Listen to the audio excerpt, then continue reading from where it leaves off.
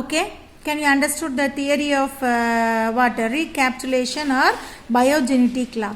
It states that the history of an individual briefly repeats or recapitulates the evolutionary history of the race.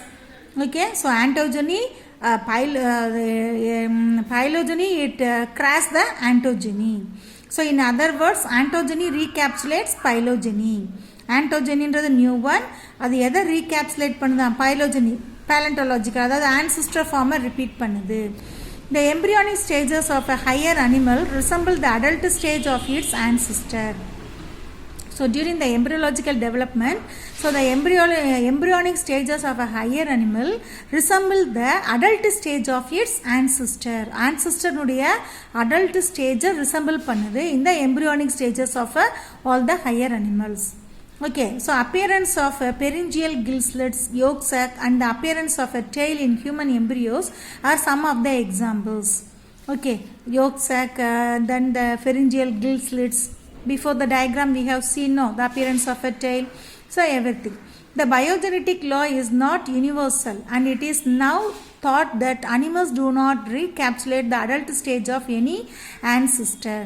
So the biogenetic law, it is not a universal, and it is now thought that the animals do not recapitulate the adult stage of any ancestor. இப்போ இருக்கக்கூடிய higher vertebrates அந்த ஆன்சிஸ்டர்னுடைய adult ஸ்டேஜை எப்பயுமே எடுத்துக்கிற முடியாதானா during the embryonic development they can recapitulate. So the human embryo recapitulate the embryonic history and not the adult history. adult உள்ள மாதிரியே இல்லை, அது டெவலப் ஆகி வர்றப்ப பார்க்கறதுக்கு it is look like resemble to the ancestor. Okay, the comparative study of the embryo of different animals show the structural similarities among themselves. So when we can study the comparative of the development of the number of animals, the embryological development, so we can show that the structural similarities. So the embryo of fish, salamander, tortoise, chick, and a human starts life as a single cell, the zygote, and undergo cleavage to produce the blastula, changes to the gastrula under triploplastic. This indicates that all the above set animals have evolved from a common ancestor. Okay, this diagram we have seen now. Fishes, salamander, tortoise, chick, and then in a human being. See their pharyngeal gill slits, then the development of formation of a tail, everything. Okay, it is came from the for what? Common only one ancestor. Okay, now in the modifications it is developed into the number of higher organisms. Okay, can you understand? The next one is known as the molecular evidences.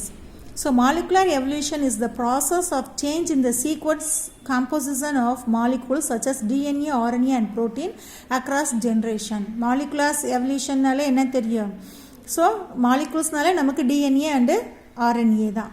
Okay, it uses principles of evolutionary biology and population genetics to explain patterns in the changes of change of the molecules. Then it is using certain principles.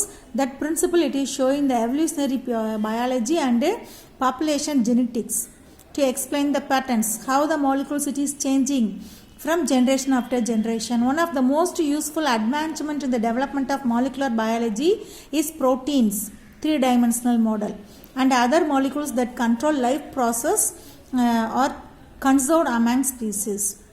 Okay, a slight changes that occurs over time in these conserved molecules are often called molecular clocks.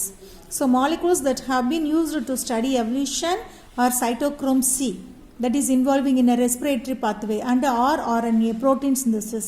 We have discussed now in last class. So how it is involving in a number of changes, then they can synthesize the proteins. Okay, it is showing the molecular evidences. Okay, can you understood all of you the biological evidences? Okay, thank you.